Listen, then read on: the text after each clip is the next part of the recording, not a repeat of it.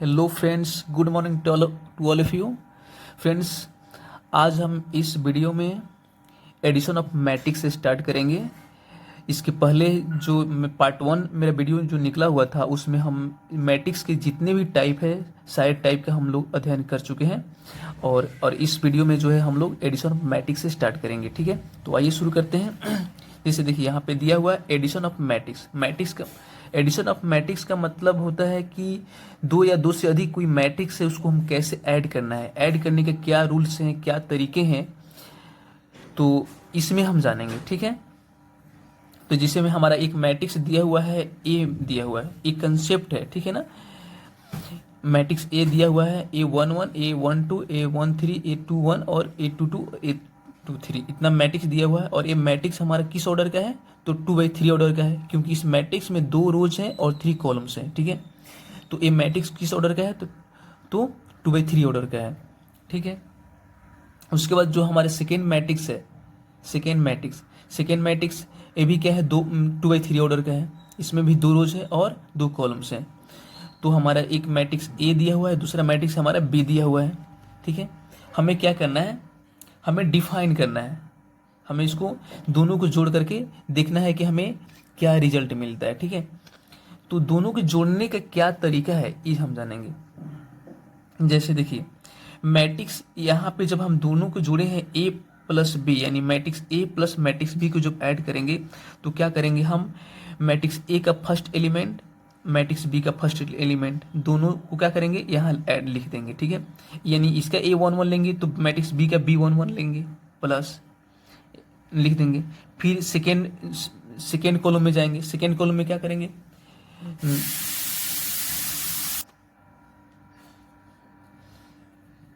तो देखिए जोड़ने का इसका मेन तरीका यही है कि जो हमारे ए मैट्रिक्स का जिस तरह स्ट्रक्चर है वो ऐसा पहले ए मैट्रिक्स के सारे एलिमेंट को सेम ए, इसके स्ट्रक्चर को हम सेम कॉपी करेंगे। यहाँ पे A11 है, यहाँ पे है, यहाँ पे A11 है तो यहाँ पे A11, A12 है तो A12, A13 तो A13, यानी मैट्रिक्स ए का एलिमेंट A11, A12, A13 था।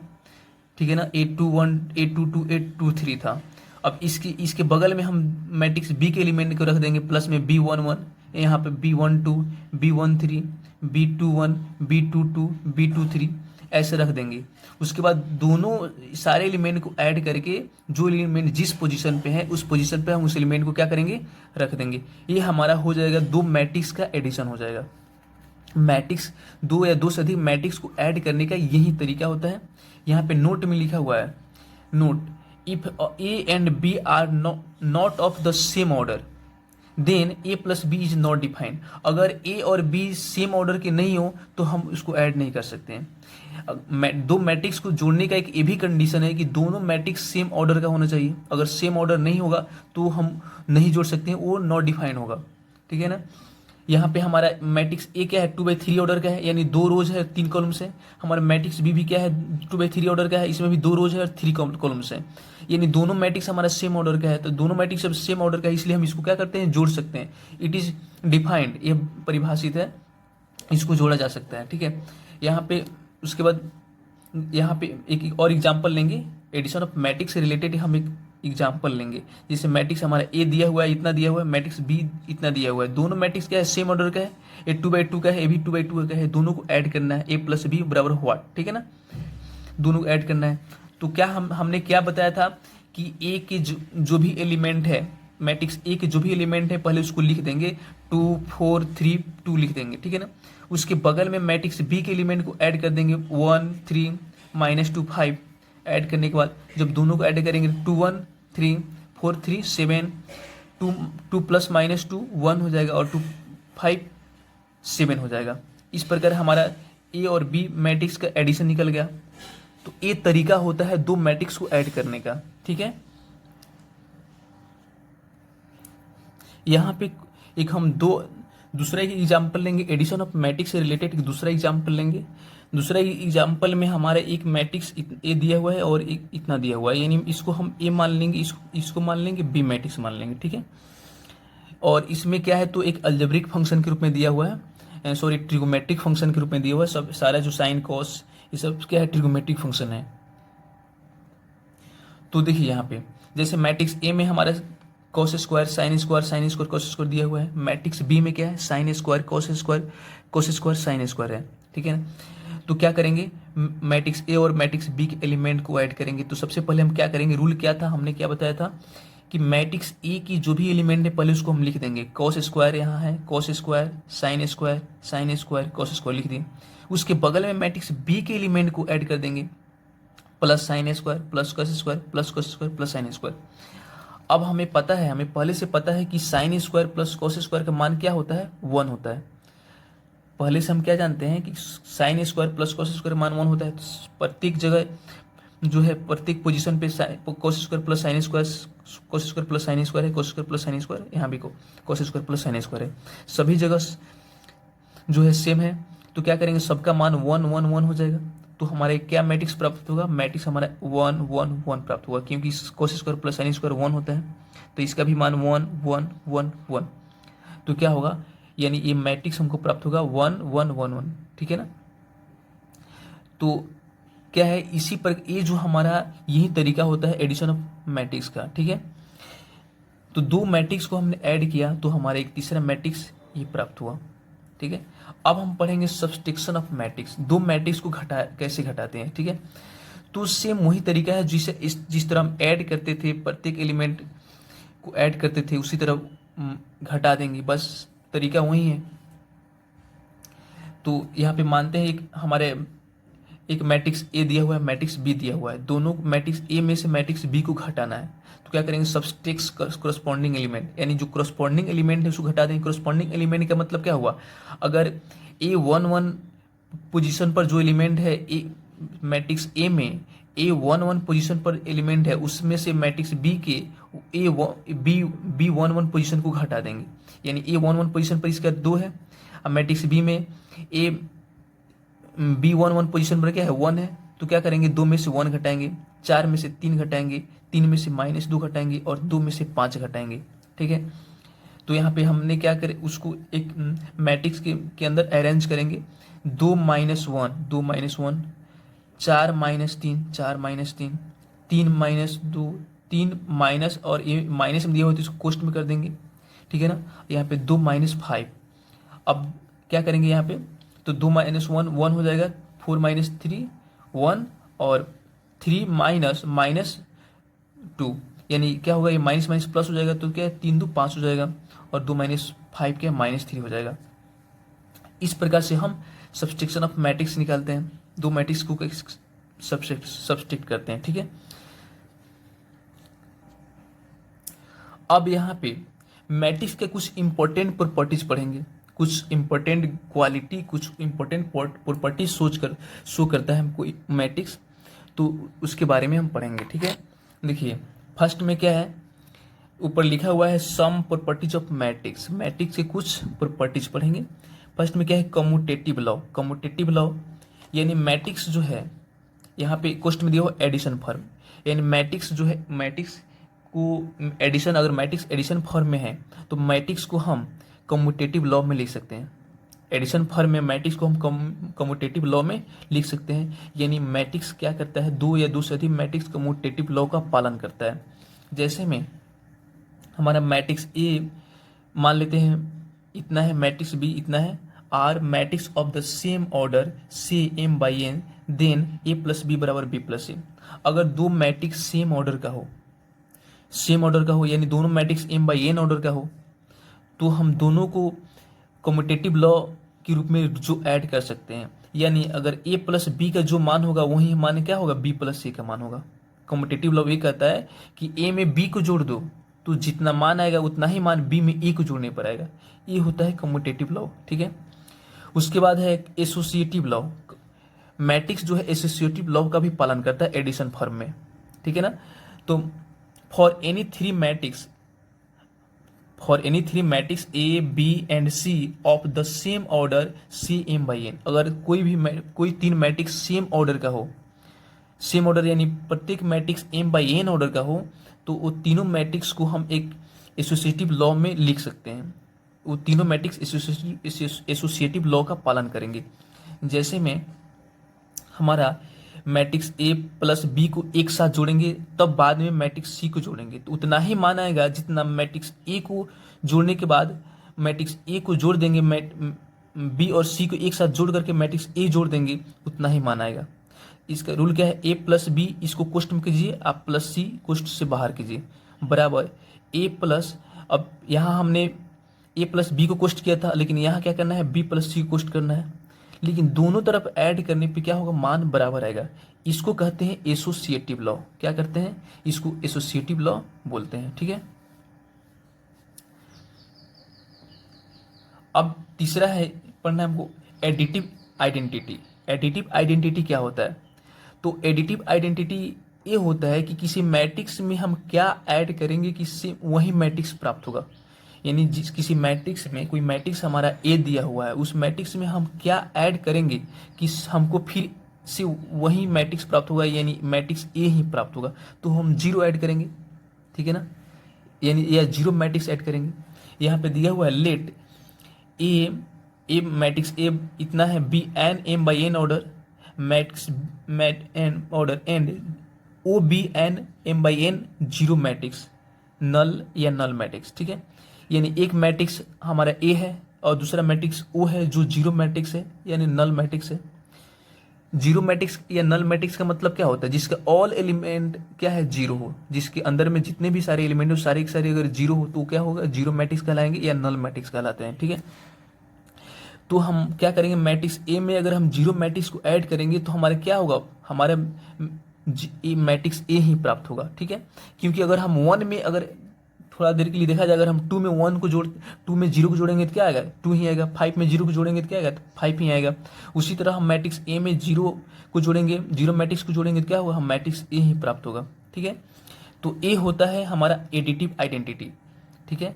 एडिटिव आइडेंटिटी होता है, यानी कोई भी जीरो मैट्रिक्स होता है, किसी भी मैट्रिक्स का एडिटिव आइडेंटिटी होता है। जीरो मैट्रिक्स किसी भी मैट्रिक्स का क्या होता है, एडिटिव आइडेंटिटी होता है। In other word zero is the additive identity for matrix addition, ठीक है ना।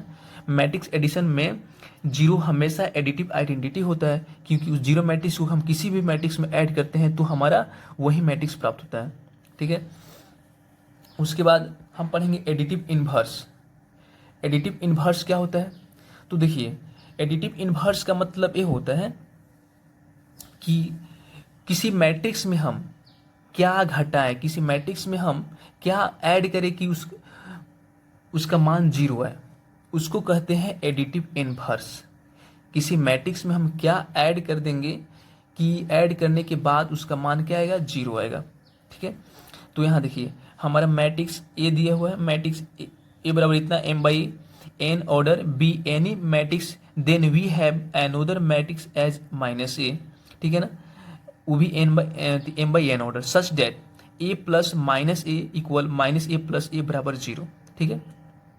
कहने का अर्थ है ये हमारे एक रूल्स बता रहा है कि अगर कोई भी एक मैट्रिक्स हो, उसके नेगेटिव मैट्रिक्स को जब उसमें हम उस मैट्रिक्स में ऐड करेंगे तो उसका मान आएगा जीरो। तो याद रखेंगे किसी भी मैट्रिक्स का अगर कोई भी अगर मैट्रिक्स है उसका हमको एडिटिव इनवर्स निकलना है तो बस उस मैट्रिक्स में माइनस साइन लगा देंगे, वो मैट्रिक्स क्या हो जाएगा, दी हुई मैट्रिक्स का एडिटिव इनवर्स हो जाएगा। यानी मैट्रिक्स हमारा ए दिया हुआ है, ठीक है ना, ए मैट्रिक्स है। अब ए में हम क्या जोड़ेंगे कि मान जीरो आएगा, तो ए में माइनस ए जोड़ेंगे, तो माइनस ए जोड़ने पर क्या आएगा, उसका मान जीरो आएगा।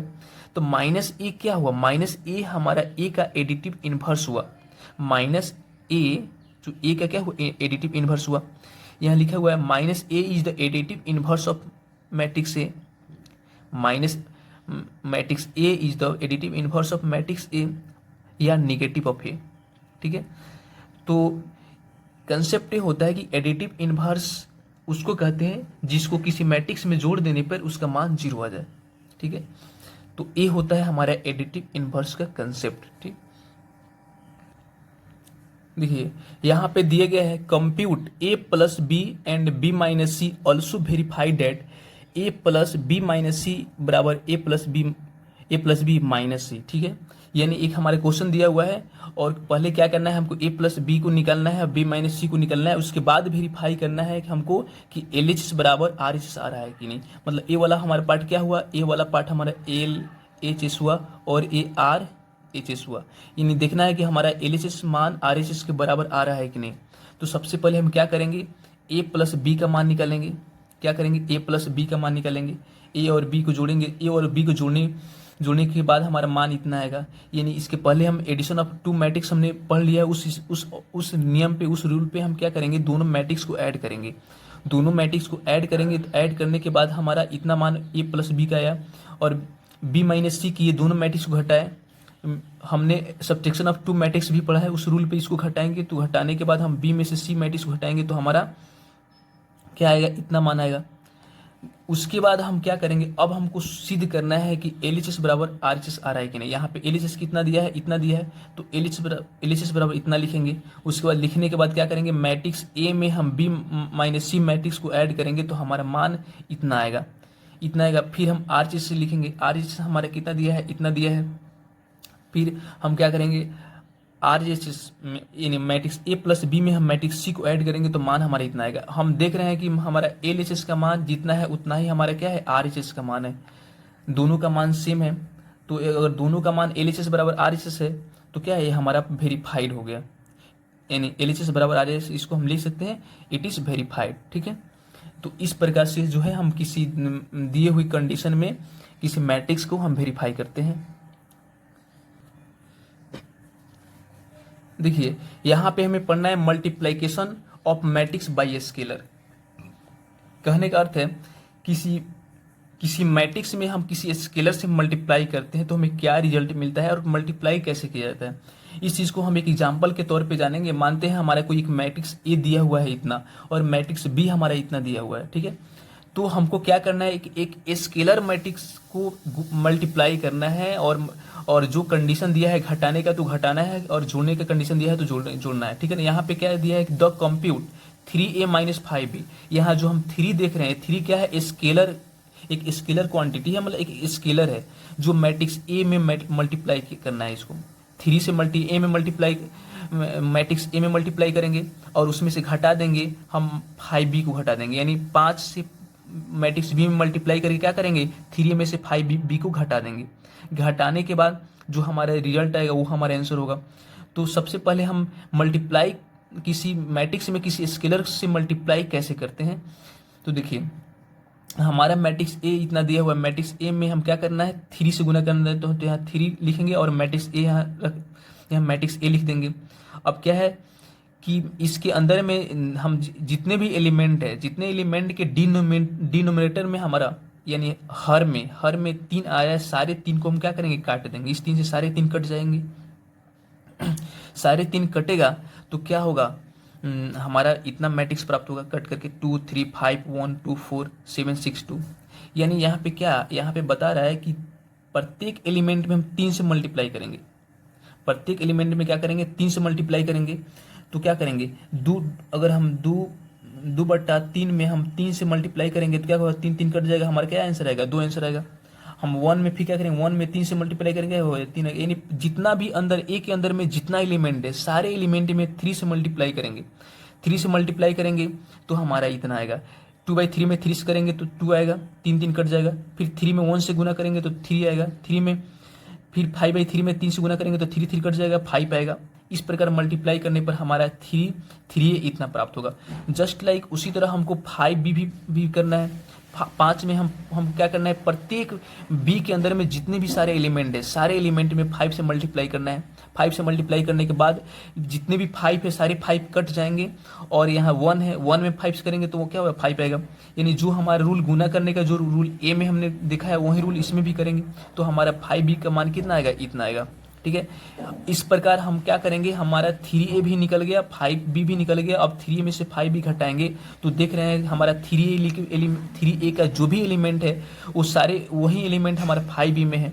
यानी दोनों का मान बराबर है। 3a का मान जितना है उतना ही मान क्या है, हमारा 5b का है। तो दोनों में से अब सेम में से सेम घटाएंगे तो क्या आएगा, हमारे एक जीरो मैट्रिक्स प्राप्त होगा, जिसको हम बोलते हैं नल मैट्रिक्स कहते हैं। ठीक है, क्या आएगा, सारे एलिमेंट हमारे इसके अंदर में जीरो आएगा। जीरो मैट्रिक्स क्या बोलेंगे, नल मैट्रिक्स बोलेंगे। ठीक है, उसके बाद अब यहाँ पढ़ेंगे प्रॉपर्टीज ऑफ स्केलर मल्टीप्लिकेशन। जो स्केलर मल्टीप्लिकेशन का जो क्या प्रॉपर्टीज होता है उसको हम पढ़ेंगे। ठीक है, स्केलर मतलब कोई एक संख्या है, किसी संख्या को किसी मैट्रिक्स में हम मल्टीप्लाई करते हैं तो किस तरह का रिजल्ट मिलता है, उस चीज़ को हम देखेंगे। जैसे में हमारा क्या है, मैट्रिक्स ए दिया हुआ है यहाँ पे, मैट्रिक्स ए इतना है, मैट्रिक्स बी इतना है, be two matrix of the same order, दोनों मैट्रिक्स सेम ऑर्डर का है, यानी दोनों matrix M by N order का है, और उस मैट्रिक्स में हम के एंड एल से क्या करते हैं, मल्टीप्लाई करते हैं। हमारा देखिए मैट्रिक्स क्या करते हैं, जैसे दो दो मैट्रिक्स है, दो मैट्रिक्स हमारा ए प्लस बी है, दोनों को ऐड करके दोनों में हम एक स्केलर से गुना करते हैं। स्केलर यानी स्केलर हमारा क्या है, के है, ठीक है। तो के से गुना करेंगे तो इसका रूल होता है, मतलब इस कोर्स के अंडर में जितने भी मैट्रिक्स है सब मैट्रिक्स के साथ हमारे स्केलर लग जाएगा, यानी के इंटू ए प्लस बी बराबर हो जाएगा के प्लस के बी हो जाएगा, ठीक है। उसके बाद अगर के प्लस एल हम लेते हैं और ए से मल्टीप्लाई करते हैं तो ए से इसके अंदर के इंटू ए भी हो जाएगा प्लस एल इंटू ए भी हो जाएगा, ठीक है ना। ये रूल होता है आपको स्केलर को किसी मैट्रिक्स में गुना करने का, ठीक है। देखिए यहाँ पे एक एग्जाम्पल दिया हुआ है, एग्जाम्पल क्या है, multiplication of matrix bye scalar, ठीक है ना। किसी मैट्रिक्स को स्केलर से मल्टीप्लाई करते हैं तो उससे रिलेटेड एक हमारा क्वेश्चन दिया हुआ है जिसमें हमें क्या करना है, एक्स और वाई का मान फाइंड करना है, ठीक है। जैसे में हमारा एक स्ट्रक्चर दिया हुआ है, इस तरह का एक मैट्रिक्स का एक इक्वेशंस है। जैसे में कोई एक स्केलर एक्स है, एक्स में 2/3 से मल्टीप्लाई किया गया है, प्लस वाई में -1/1 से यहाँ पे 1 का है, और इस तरह का एक जो है इक्वेशन है कि मतलब इस मैट्रिक्स में x से मल्टीप्लाई किया गया है प्लस इस मैट्रिक्स में y से मल्टीप्लाई किया गया है, और दोनों का मान ऐड करने पे क्या आएगा, इतना इतना प्राप्त हुआ है। तो इसके आधार पे हमको x और y का मान ज्ञात करना है। तो हमने क्या किया है कि स्केलर का मतलब क्या था कि स्केलर किसी मैट्रिक्स में स्केलर से अगर मल्टीप्लाई करना है तो उस मैट्रिक्स के अंदर में जितने भी सारे एलिमेंट है, सारे एलिमेंट में उस स्केलर से गुना करेंगे। यहाँ 2 है तो 2 में 2 से गुना करेंगे, 1 से गुना करेंगे तो 2x हो जाएगा, 3 है तो 3 में 1 से गुना करेंगे तो क्या हो जाएगा, 3x हो जाएगा, प्लस y में -1 से गुना करेंगे तो -y हो जाएगा, और y में 1 से गुना करेंगे तो y हो जाएगा, बराबर हमारा इतना दिया हुआ है। अब क्या है, अब देखा जाए तो हमारे दो मैट्रिक्स क्या है कि एडिशन फॉर्म में आया। अब दो मैट्रिक्स के एडिशन फॉर्म का रूल क्या होता है कि कोरस्पॉन्डिंग एलिमेंट को ऐड करते हैं। कोरस्पॉन्डिंग एलिमेंट क्या है, इसका 2x इसका -y दोनों को ऐड कर देंगे तो 2x -y हो जाएगा, इसका 3x इसका y दोनों को ऐड करेंगे 3x + y हो जाएगा। अब बराबर हमारा 10 हमारा बराबर इतना दिया हुआ है, मैट्रिक्स दिया हुआ है। तो क्या करेंगे, अब हमने हमारा रूल क्या था कि कोरस्पॉन्डिंग एलिमेंट बराबर होते हैं, मतलब कोरस्पॉन्डिंग एलिमेंट क्या होते हैं, बराबर होते हैं। कहने का अर्थ ये हुआ कि जब इतना बराबर इतना दिया हुआ है तो इसमें कोरस्पॉन्डिंग एलिमेंट को क्या करेंगे, बराबर कर देंगे। रूल ही होता है कि जब दो मैट्रिक्स इक्वल हो तो उसके कोरस्पॉन्डिंग एलिमेंट भी इक्वल होते हैं। रूल क्या होता है कि जब दो मैट्रिक्स इक्वल हो, यानी मैट्रिक्स हमारा ए बराबर मैट्रिक्स इतना है, ठीक है ना, इतना बराबर इतना है, तो दोनों जब मैट्रिक्स इक्वल हो तो इसका कोरस्पॉन्डिंग एलिमेंट भी बराबर होते हैं। यानी जो एलिमेंट 2x - y है बराबर हमारा 10 लिख देंगे, तो यहाँ हमारा दो समीकरण प्राप्त होगा, एक 2x - y बराबर 10 और एक 3x + y बराबर 5, ठीक है। दोनों मैट्रिक्स से हम क्या करेंगे, अब हमारा एक दो इक्वेशन प्राप्त हुआ, दोनों में हमारा -y + y कट जाएंगे यहाँ, तो 2x + 3x बराबर क्या हो जाएगा, 5x हो जाएगा, और दोनों को ऐड करेंगे तो 15 हो जाएगा, यानी x का मान कितना आएगा, 3 आएगा, ठीक है। अब x का मान हम किसी भी एक समीकरण में रखेंगे, जैसे में हम कोई एक समीकरण रखते हैं, ठीक है, जिसे हम समीकरण 2 में x का मान रखते हैं, तो 3 × 3 + y बराबर, तो y का मान कितना आएगा, 5 - 9, यानी y का मान -5 आएगा। इस प्रकार हमारा x और y दोनों का मान क्या हुआ, फाइंड हुआ, ठीक है। तो एक तरीका होता है। उसके बाद हम यहाँ आगे पढ़ेंगे multiplication of two matrix. Multiplication of two matrix, दो मैट्रिक्स को कैसे मल्टीप्लाई करते हैं। इसके पहले हमने क्या पढ़ा था कि किसी स्केलर को किसी मैट्रिक्स में मल्टीप्लाई करने का क्या रूल है, किसी स्केलर को किसी मैट्रिक्स में मल्टीप्लाई करके उसको ऐड करने का क्या रूल है। लेकिन इसमें क्या करेंगे, दो मैट्रिक्स को मल्टीप्लाई करना है, दो मैट्रिक्स, दोनों का दोनों मैट्रिक्स होना चाहिए, और उसको मल्टीप्लाई करने का क्या रूल है। तो उसको मल्टीप्लाई करने से पहले हम क्या करेंगे, एक थोड़ा सा कंसेप्ट हम जानेंगे, थोड़ा एक एग्जांपल लेंगे। जैसे मानते हैं अमित क्या है, Amit want two by 5 eraser and 7 pencil. Amit जो है पाँच इरेजर और 7 पेंसिल खरीदना चाहता है।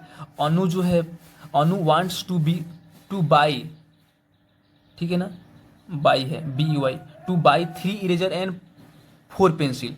अनु क्या करना चाहती है, अनु जो है 3 इरेजर और 4 पेंसिल खरीदना चाहती है, ठीक है। और यहाँ लिखा हुआ है per piece of eraser at shop 1 and shop 2। यानी क्या होता है, दोनों आदमी शॉप दो दुकान पे जाते हैं, एक शॉप 1 है दूसरा शॉप 2 है, तो प्रत्येक शॉप यानी प्रत्येक दुकान पे उनका कीमत भी अलग अलग है। जैसे मैं मानते हैं अमित पहले जाता है शॉप 1 दुकान पे, तो उसको इरेजर 1 रुपये पर पीस मिलता है और पेंसिल 2 रुपये पर पीस मिलता है। उसके बाद अनु जाती है दुकान पे, तो उसको इरेजर 2 रुपये पर पीस मिलता है और पेंसिल 2 रुपये पर पीस मिलता है। अब क्या करना है, हमको टोटल अमाउंट बताना है कि अगर वो दोनों आदमी शॉप पे जाते हैं तो उन लोगों को कितना पैसा खर्च होता है, ठीक है ना। तो इसको एक मैट्रिक्स फॉर्म में अरेंज कर सकते हैं। तो क्या करेंगे, टोटल पहले इरेजर और पेंसिल को एक मैट्रिक्स में लेंगे। अमित 5 इरेजर और 7 पेंसिल खरीदता है, अनु 3 इरेजर और 4 पेंसिल खरीदती है, तो इसको एक मैट्रिक्स हमारा ए बन गया, इसको मैट्रिक्स ए मान लेंगे। उसके बाद हम प्राइस पर जाएंगे। शॉप 1 दुकान पे एक इरेजर का दाम 1 है और शॉप 2 पे शॉप 1 पे एक इरेजर का दाम कितना है, 1 है, और शॉप 2 पे एक इरेजर का दाम कितना है, ठीक है। शॉप 1 पे देखिए, शॉप 1 पे हम पहले जाएंगे तो एक इरेजर और एक पेंसिल लेंगे, तो शॉप 1 पे एक इरेजर का दाम 1 रुपया है और एक पेंसिल का दाम 2 रुपया है। शॉप 2 पे एक इरेजर का दाम 2 रुपया है और एक पेंसिल का दाम भी 2 रुपया है। तो इससे हमारा एक दूसरा मैट्रिक्स प्राप्त होगा।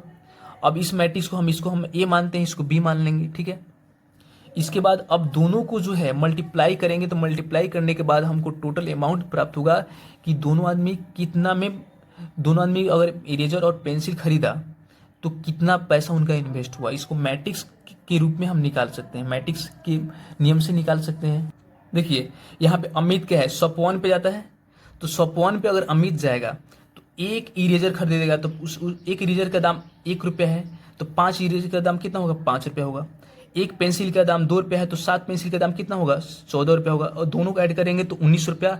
अमित टोटल 19 रुपया खर्च किया। उसके बाद अमित जो है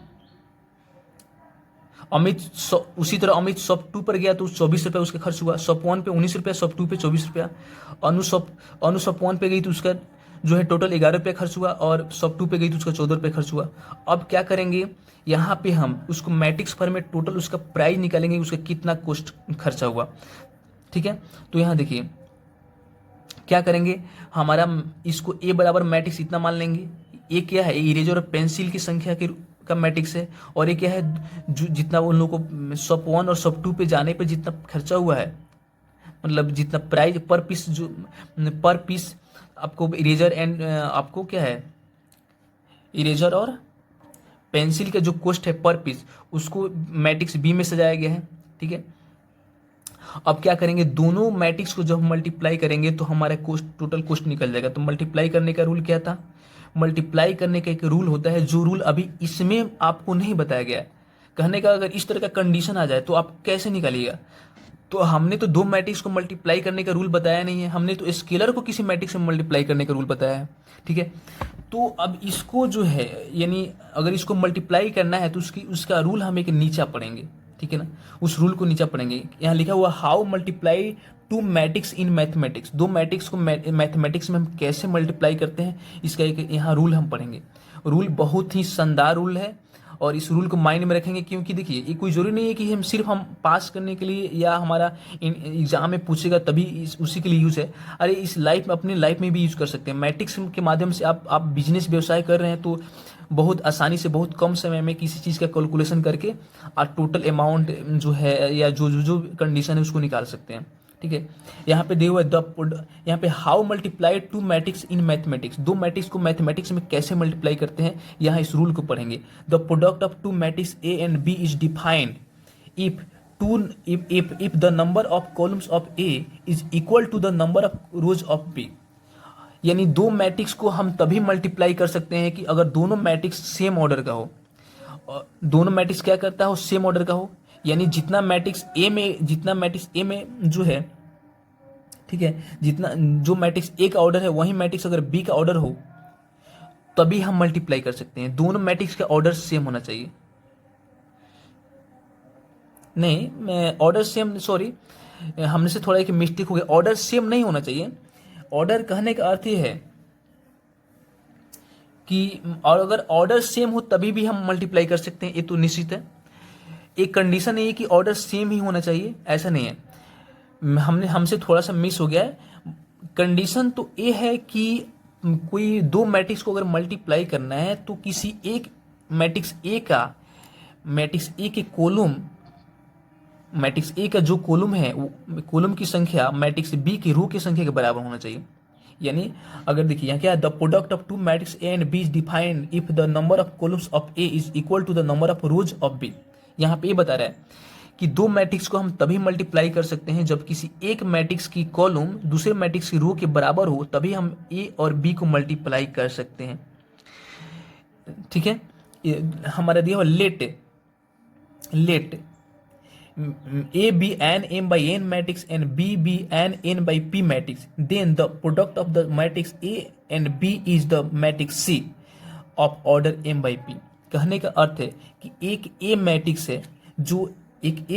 है ठीक है, जो m by n ऑर्डर का है, मतलब मैट्रिक्स हमारा एक A है जो m by n ऑर्डर का है और मैट्रिक्स एक B है जो n by p ऑर्डर का है। तो हम देख रहे हैं ना, मैट्रिक्स A का जो कॉलम, मैट्रिक्स A का कॉलम n है, मैट्रिक्स B का रोज n है।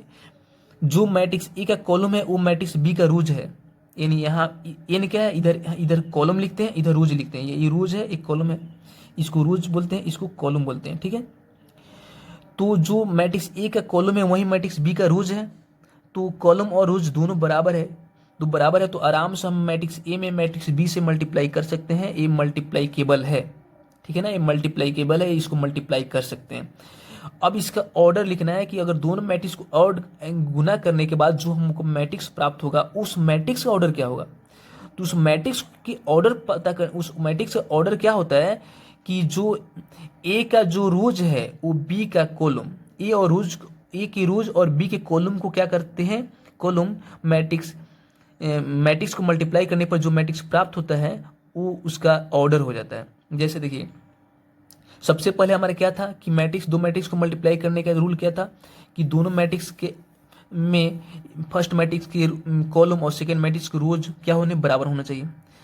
तो हमने मल्टीप्लाई किया, तो मल्टीप्लाई करने पर एक तीसरा मैट्रिक्स हमको सी प्राप्त हुआ। तो इसका ऑर्डर क्या हो जाएगा, इसका ऑर्डर हमको क्या लिखेंगे, यानी मैट्रिक्स ए के जो रोज है वहाँ रोज लिख देंगे और मैट्रिक्स बी के जो कॉलम है, कॉलम हमारा P है तो P लिखने, m by p ऑर्डर का हमारा तीसरा मैट्रिक्स प्राप्त होगा। ठीक है, इसको एक हम एग्जाम्पल के तौर पे समझेंगे। यहाँ देखिए, multiplication of multiplication of matrix, दो मैट्रिक्स को मल्टीप्लाई करना है, उसका एक एग्जाम्पल के रूप में हम समझेंगे। ठीक है, हमने तो कंसेप्ट पढ़ लिया कि हाँ क्या कंसेप्ट होता है कि किसी दो मैट्रिक्स को ऐड करने का। ठीक है, तो उसको सबसे पहले उसको हम पढ़ेंगे। देखिए, हमारा एक मैट्रिक्स ए दिया हुआ है, मैट्रिक्स बी दिया हुआ है, तो क्या करना है, हमको ए बी और बी ए निकलना है। यानी मैट्रिक्स ए में मैट्रिक्स बी को ऐड करेंगे, मल्टीप्लाई करेंगे और दूसरी बार हम बी में ए को मल्टीप्लाई करेंगे। ठीक है, तो क्या होगा, सबसे पहले हम यहाँ ए और बी में मल्टीप्लाई कर रहे हैं, तो ए का मैट्रिक्स ए इतना हुआ, मैट्रिक्स बी इतना हुआ।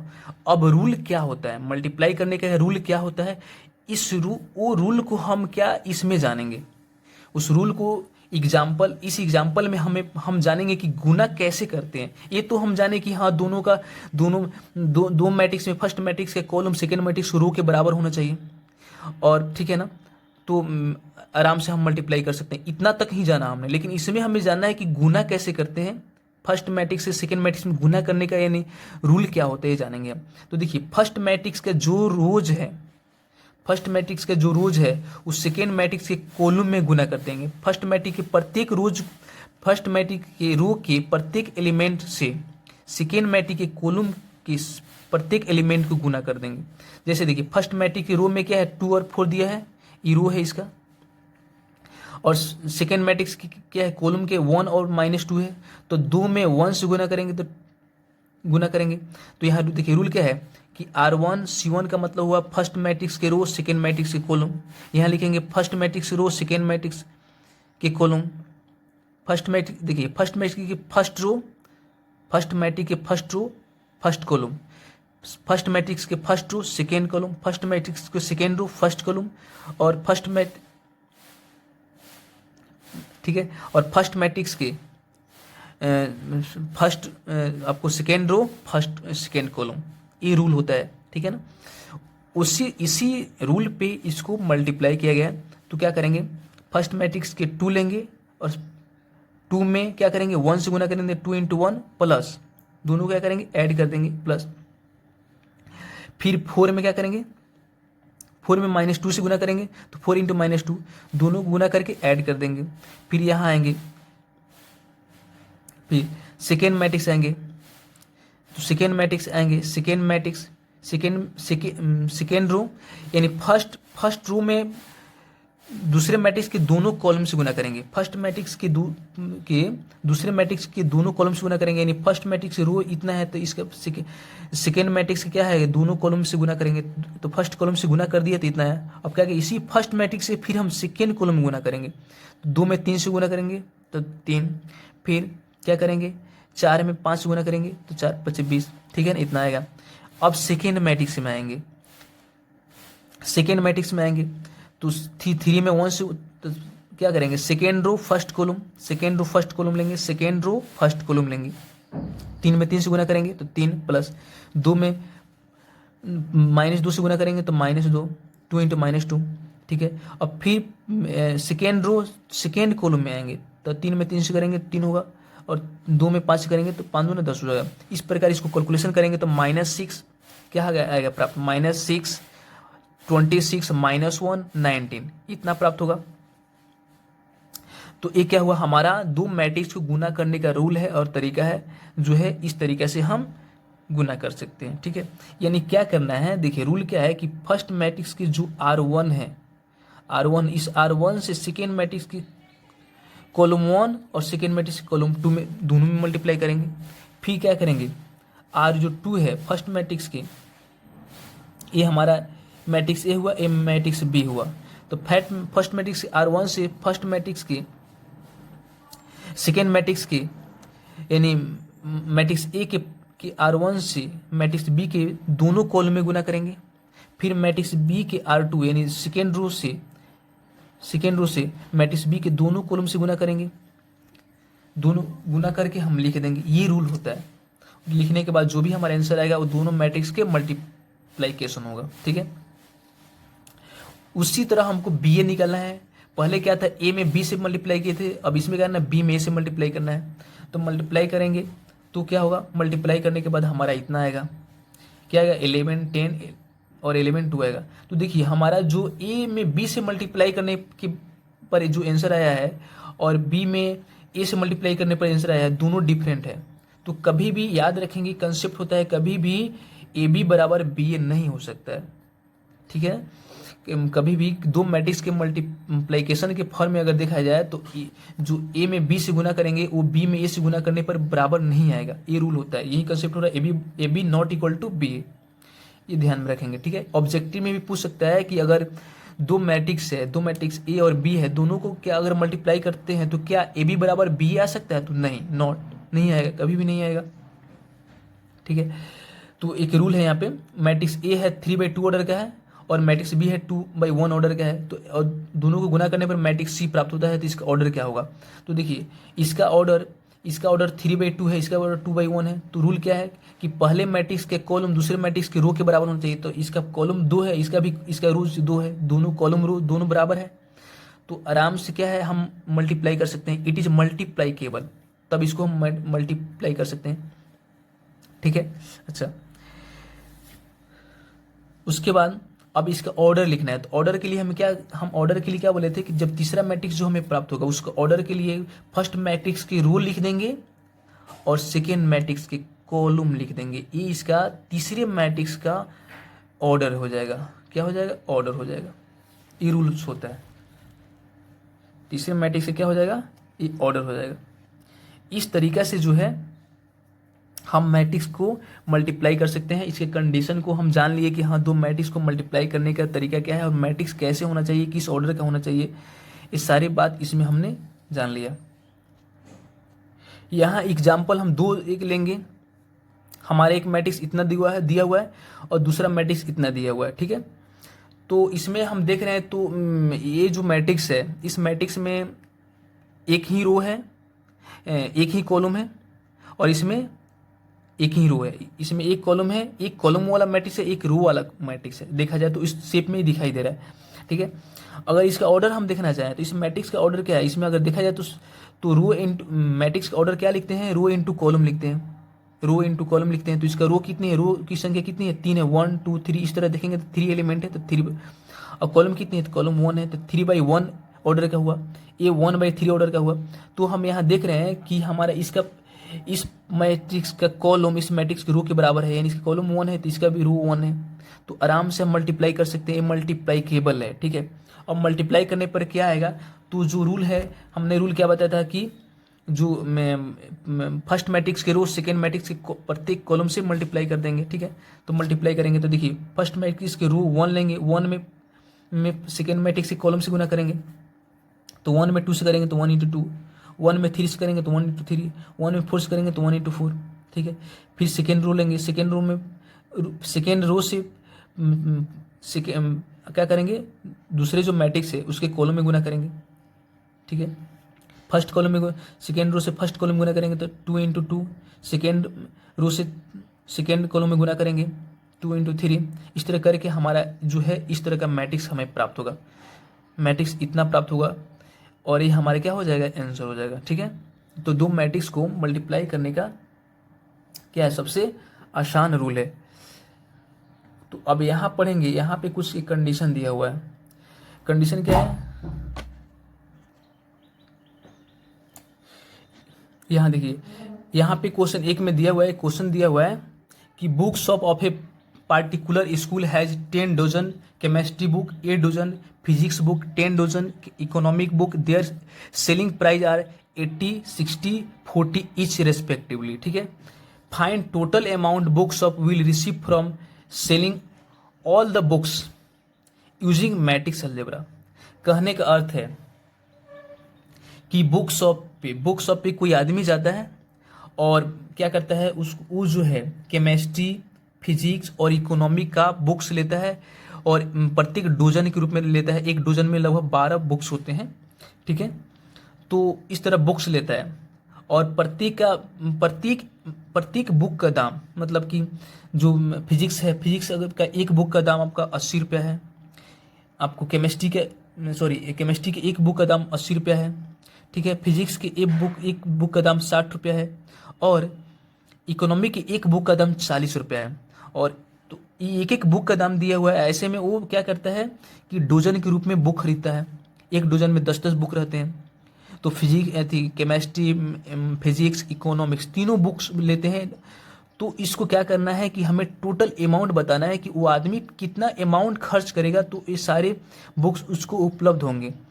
तो इसको मैट्रिक्स के रूप में हम क्या करते हैं, निकाल सकते हैं इस टोटल अमाउंट को। तो क्या करेंगे यहाँ पे कि इसमें हम क्या करेंगे, मैट्रिक्स एक रूप में अगर लिखेंगे तो हमारा 10 क्या हो जाएगा, क्या करता है, 10 डोजन फिजिक्स खरीदता है, 8 डोजन कितना, 10 डोजन केमिस्ट्री, 8 डोजन फिजिक्स और 10 डोजन आपको इकोनॉमिक्स लेता है। तो एक डोजन में क्या करेंगे, प्रत्येक एक डोजन में 12 मतलब 12 बुक्स होते हैं, तो क्या करेंगे 12 कॉमन ले लेंगे, तो 12 को बाहर कर देंगे हम, ठीक है ना।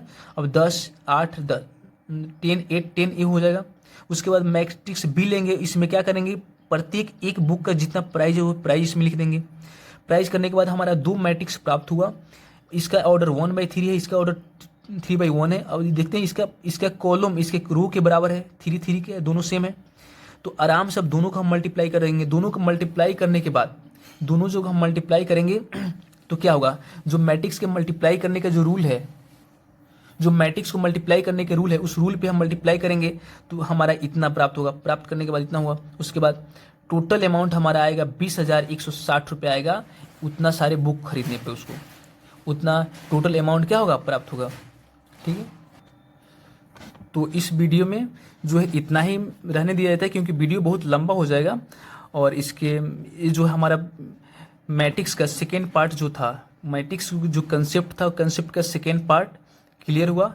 और थर्ड, इसका टोटल 3 पार्ट आएंगे। 3 पार्ट में मैट्रिक्स के जितने भी सारे कंसेप्ट है, सारे कंसेप्ट 3 पार्ट में ही कंप्लीट हो जाएंगे। ये मेरा सेकेंड पार्ट है। सेकेंड पार्ट के बाद एक तीसरा पार्ट आएगा, वो अगर तीनों पार्ट, अगर किसी भी स्टूडेंट को अगर देखना है, या कोई भी स्टूडेंट अगर तीनों पार्ट देख लेता है, तो समझिए कि उसका मैट्रिक्स से रिलेटेड सारे कंसेप्ट, सारे कन्फ्यूजन दूर हो जाएंगे।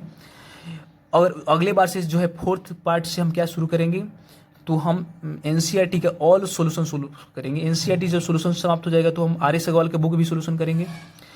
तो इसमें इतना ही रहने देते हैं, ठीक है। तो थैंक यू, ओके बाय।